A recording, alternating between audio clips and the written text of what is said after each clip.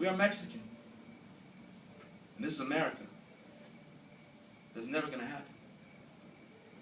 The history of my family was never taught to me. I climbed that family tree bitter and thorny. Heard stories of how my great-grandfather died sick, of the Colorado black when he got slaving away in the coal mines of America.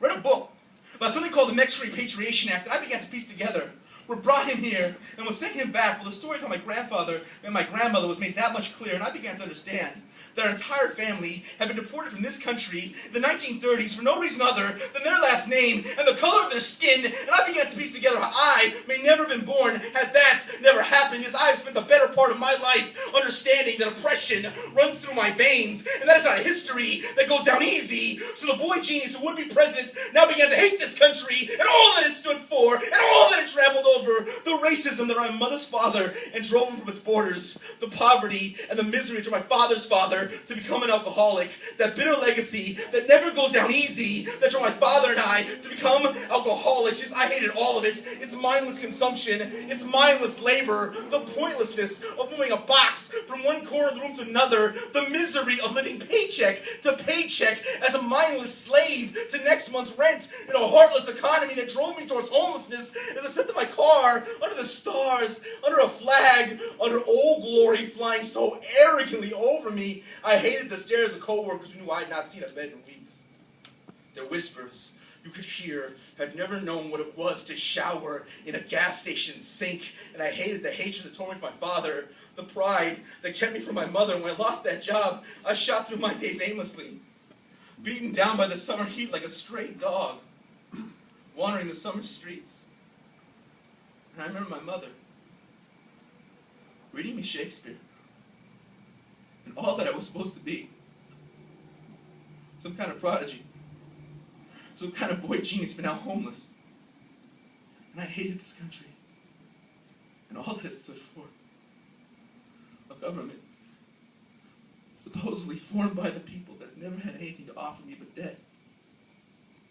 Jobs that robbed my time and energy for meaning and value, and took until there was nothing left in this cruel joke of a meritocracy which now seemed poised, guiltless, and indifferent to lead me to my death. Yes, I hated all of it.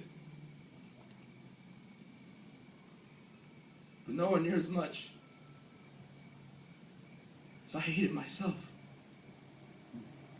I found myself drunk and debased, barely able to stand, barely still a man in a walking, talking, drunken coma, sleepwalking through a childhood sanctuary. I found myself drunk